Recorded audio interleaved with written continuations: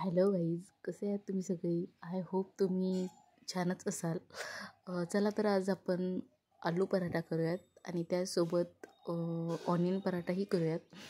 हे बघा, मी एक चपाती अशी लाटून घेतलेली आहे.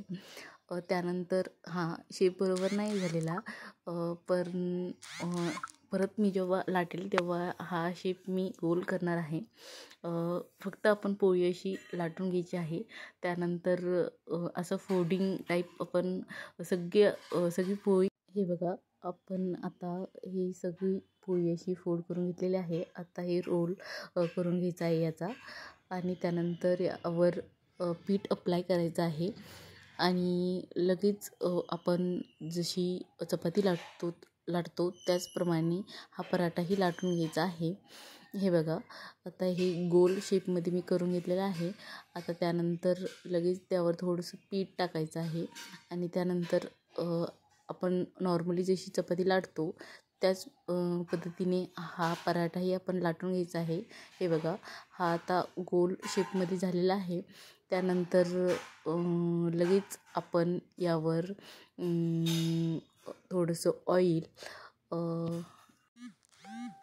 हे बघा, ऑलमोस्ट आपली पराठा लाटून झालेला आहे. त्यानंतर यावर आपण ऑइल अप्लाय करायचं आहे. हे बघा, हा आता गोल शेपमध्ये झालेला आहे. त्यानंतर मी ते ऑइल टाकत आहे. त्यानंतर सगळीकडे ते ऑइल पसरून घ्यायचं आहे आणि त्यानंतर यावर आपण चाट मसाला आणि थोडा आणि लाल मिरची पावडर ही टाकून घ्यायची आहे.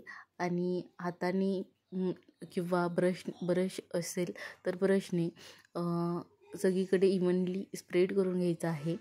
त्यानंतर लगेच आपण जो ऑनियन कट केलेला आहे त्यावर आपल्याला अप्लाय करायचा आहे. हे बघा, इव्हनली सगळीकडे स्प्रेड करायचा आहे. जेव्हा आपण याला शिकू तेव्हा तो खरपूस असा होईल. हे बघा, आपला पराठा झालेला आहे. त्यानंतर इथे मी ऑनियनची स्टफिंग टाकत आहे. सगळीकडे इव्हनली स्प्रेड करायचे आहे. जास्त आवडत असेल तर तुम्ही जास्तही ॲड करू शकता. थोड्या प्रमाणात आवडत असेल तर थोडा ॲड करायचा. आणि या पद्धतीने असं आपण याचा एक रोल करणार आहोत. हे बघा, हा झालेला आहे आपला असा. त्यानंतर यालाही आपण एक रोल करून घेणार आहोत आणि त्यानंतर त्यावर पीठ टाकणार आहोत. आणि पीठ टाकल्यानंतर हे बघा, पीठ टाकलेलं आहे. त्यानंतर आता आपण त्याला गोल असा शेप देऊन लाटणार आहोत, जसं की आपण नॉर्मली चपाती लाटतो त्याच पद्धतीने. हे बघा, आता जसं चपातीचा रोल करतो आणि नंतर लाटतो त्याच पद्धतीने हा ऑनियन पराठाही लाटून घ्यायचा आहे. हा फुटतो, त्यामुळे व्यवस्थित आणि हळूने हा पराठा आपल्याला लाटायचा आहे. हे बघा, ऑनियन दिसत आहेत. त्यानंतर लगेचच आपण याला शिकून घेणार आहोत. हे बघा, आपला पराठा झालेला आहे. त्यानंतर आपण याला थोडं हळूवारपणे आपण याला तव्यावर टाकणार आहोत. हे बघा, आता हा तवा मी गरम करायला ठेवला होता. त्यावर थोडंसं ऑइल टाकलेलं आहे आणि लगेचच आपला पराठा टाकून घ्यायचा आहे.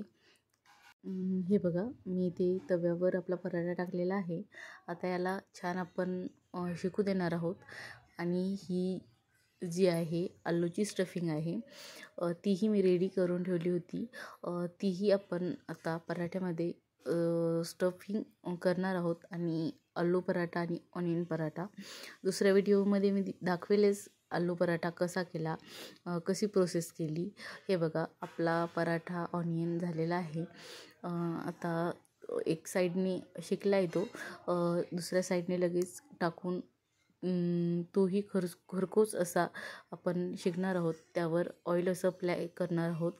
हे बघा, आणि दोन्ही साईडने शेकल्यानंतर आपण याला कटसोबत किंवा चटणीसोबत किंवा सॉससोबत कशासोबतही आपण खाऊ शकतो, किंवा लोणचंसोबत. हा कशासोबतही अप्रतिम असा लागतो. चला तर मग अशाच छान छान रेसिपीसाठी मला सबस्क्राईब करायला विसरू नका. लाईक करा, कमेंट करा, शेअर करा. Take care.